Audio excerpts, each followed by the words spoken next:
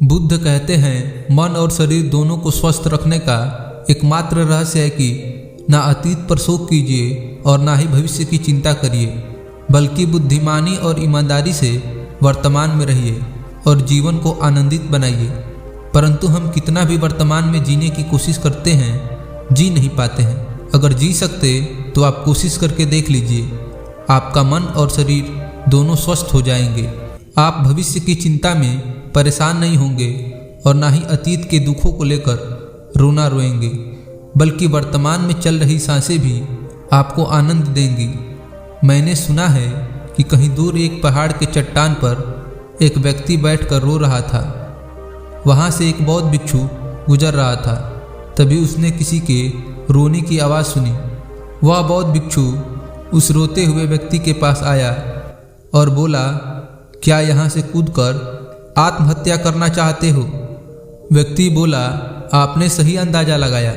मैं चाहता तो यही था, मगर हिम्मत नहीं जुटा पा रहा।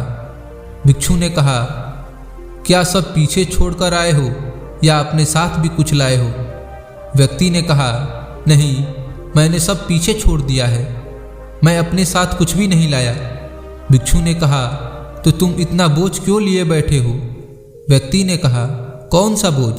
मेरे पास तो कुछ भी नहीं, मैं तो खाली हूँ, बिल्कुल कंगाल हूँ। भिक्षु ने कहा, पर तुम कौन से बोझ के तले दबे जा रहे हो जो तुम्हारी सांसें भी ठीक से नहीं चल रही?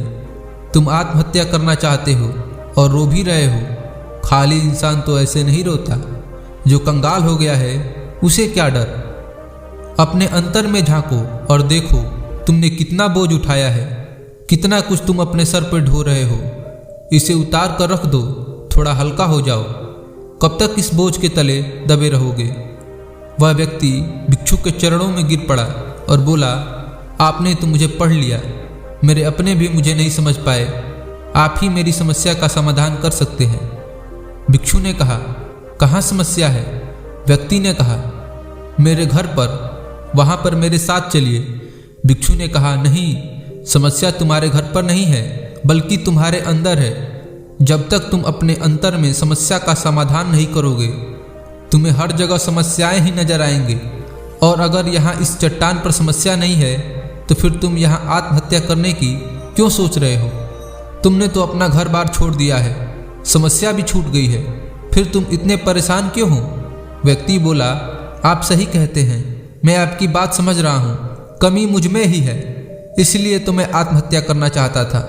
मैं किसी काम का नहीं हूँ, जो कुछ भी करने जाता हूँ सब बिगड़ जाता है, मेरी किस्मत ही खराब है।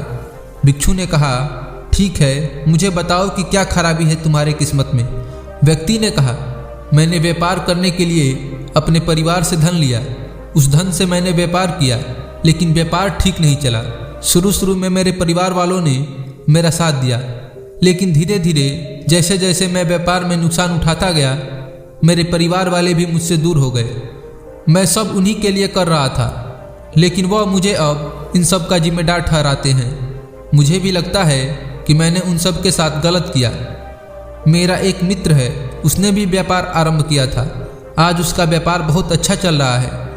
वह कभी मेरे घर आता है तो वह अपने अच्छे चल रहे व्यापार की बातें करता है। वह बताता है कि कैसे उसने अपने व्यापार को अपने दम पर खड़ा किया, कैसे उसने मेहनत की और सफलता पाई। मेरे परिवार वाले भी कहते हैं, देख उसे, तेरे बस का तो कुछ भी नहीं। अब हालात यह है कि मेरा घर भी गिरवी पड़ा है। भिक्षु ने कहा, क्या तुम्हें पता है तुम्हारा मित्र तुम्हारे पास क्यों आता है? व्यक्ति ने कहा, हाँ, मुझे पता है, वह मुझे नीचा दिखाने आता है। वह यह जताने आता है कि वह मुझसे श्रेष्ठ है। वह चाहता है कि मैं उसकी सफलता देखकर दुखी रहूं। भिक्षु ने कहा, क्या तुम दुखी होते हो? व्यक्ति ने कहा, हाँ, दुख तो होगा ही। भिक्षु ने कहा, दुख किस बात का होता है, अपने असफल होने का या मित्र के सफल होने का? व्यक्ति ने थोड़ी देर सोचा और बोला, अपने असफल होने का इतना दुख नहीं होता जितना मित्र के सफल होने का होता है। भिक्षु ने कहा, अर्थात अगर तुम्हारा मित्र असफल हो तो तुम्हें खुशी होगी? व्यक्ति ने कहा, हाँ, मुझे बहुत खुशी होगी। भिक्षु ने कहा, मतलब तुम्हारी खुशी तुम्हारे मित्र के ऊपर निर्भर करती है। तुम्हारा मित्र चाहे तो तुम्हें खुश कर सकता है या चाहे तो दुखी कर सकता है। तुम स्वयं से ना तो खुश हो सकते हो और ना ही दुखी हो सकते हो, तो तुम अपने मित्र के गुलाम हो गए हो। तुम्हारी समस्याओं का कोई समाधान नहीं है, क्योंकि तुम्हारी खुशियाँ और तुम्हारे दुख दूसरों के व्यवहार से आते हैं, तुम्हारे स्वयं के कारण से तो कुछ आ ही नहीं रहा। व्यक्ति बोला, ऐसा ना कहें, मुझे आपसे बहुत आशा है। भिक्षु ने कहा, जब हम दूसरों से आशा बांध लेते हैं तब हम दूसरों पर निर्भर हो जाते हैं। अगर मैं तुम्हें कोई रास्ता ना दूं तो तुम दुखी रह जाओगे, अगर कोई रास्ता दूं तो शायद तुम्हें कुछ मिल जाए, लेकिन अगर आशा तुम अपने से बांधोगे तो तुम्हें सफलता अवश्य मिलेगी। तुम्हारा मित्र आज तुम्हें दुखी करने आता है, लेकिन बात वह सच्ची ही बताता है। वह अपने संघर्ष और अनुभव की बात बताता है। उसके अनुभव और अपनी बुद्धि का उपयोग करो, उसके संघर्ष का उपयोग करो।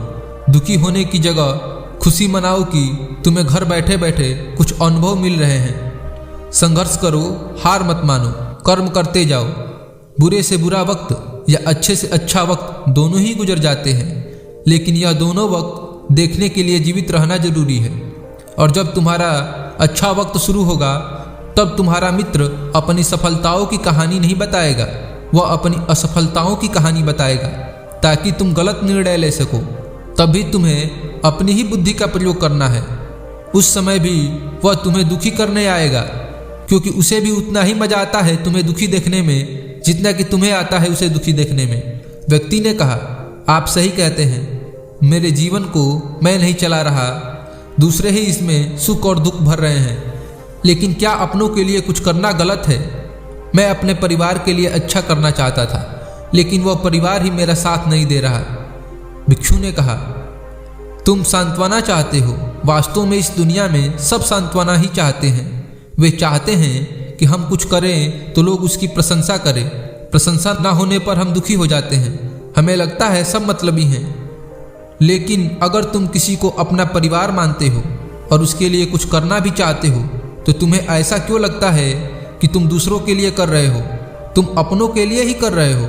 अगर तुम्हें लगा कि तुम दूसरों के लिए कर रहे हो तो तुम दुखी ही रहोगे, और तुम्हें लगा कि तुम अपने लिए कर रहे हो तो तुम खुश रहोगे। जब तुम अच्छा केवल अच्छा करने के लिए करते हो तब तुम्हें सांत्वना की जरूरत नहीं पड़ती। व्यक्ति ने कहा, आप सही कहते हैं, मैं समझ गया हूँ। अब तक मेरी किस्मत दूसरों के हाथों में थी तो खराब थी, अब मैं अपनी किस्मत अपने हाथों में रख लूँगा। अब यह अच्छी हो या खराब हो, मैं हार नहीं मानूंगा। फिर भी क्या आप मुझे कुछ ऐसा दे सकते हैं कि जब मेरे जीवन का सबसे बुरा वक्त हो तब वो चीज़ मेरा साथ निभा सके? भिक्षु हंसा और कहा, यह छोटा सा बक्सा है, मैं तुम्हें देता हूँ, इसे हमेशा अपने पास रखना। इसमें एक ऐसा राज है जो तुम्हें बड़े से बड़े दुख से बाहर निकाल लेगा, लेकिन इसे तभी खोलना है जब तुम्हारी जिंदगी में कोई राह ना रह जाए और तुम्हें लगे कि सब व्यर्थ है, मेरी बातें भी व्यर्थ हैं, यह दुनिया व्यर्थ है, यहाँ रहना भी व्यर्थ है। वह व्यक्ति उस बक्से को लेकर चला गया। उसने भिक्षु की बात पर अमल किया और व्यापार आरंभ किया। उसका व्यापार अच्छा चला, उसका जीवन भी अच्छा बीत रहा था, परिवार वाले भी उसके साथ आ गए थे। अब वो जो कुछ भी कर रहा था सब अपने लिए ही कर रहा था। भूतकाल का रोना भी वह छोड़ चुका था, भविष्य काल की चिंता भी वह नहीं करता था। वर्तमान को सुधारने में लगा रहता था। लेकिन वक्त बदलता है, अच्छा समय हमेशा नहीं रहता, ना ही बुरा समय हमेशा रहता है। उसका अच्छा समय भी समाप्त हो गया। उसके राज्य पर किसी राजा ने चढ़ाई कर दी, उसका घर तबाह हो गया, व्यापार तबाह हो गया। उसे अपने परिवार के साथ वहाँ से भागना पड़ा। उसके पास खाने के लिए भी पैसे नहीं थे। भूख से उसके माता पिता की मृत्यु हो गई।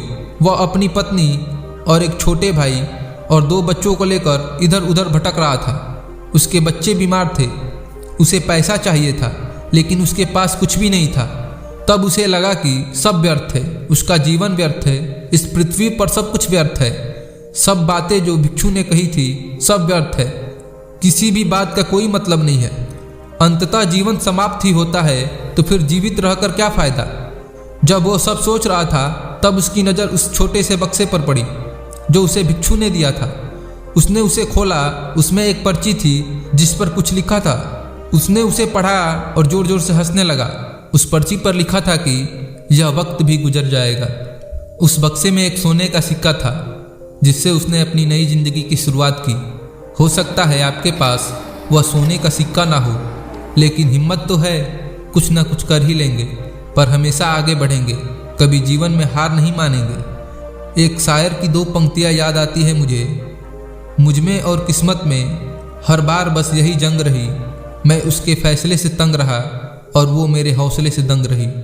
दोस्तों, इसी हौसले के साथ जीवन में आगे बढ़ना है, क्योंकि खुद में ही उलझी हुई है जो मुझे क्या सुलझाएगी, भला हाथों की चंद लकीरें भी क्या किस्मत बताएंगी। इन्हीं कुछ पंक्तियों के साथ इस वीडियो को यहीं विराम देते हैं और आपसे यह उम्मीद करते हैं कि आप अपनी किस्मत खुद लिखेंगे, ना कि किसी दूसरे को अपना भाग्य का फैसला करने देंगे।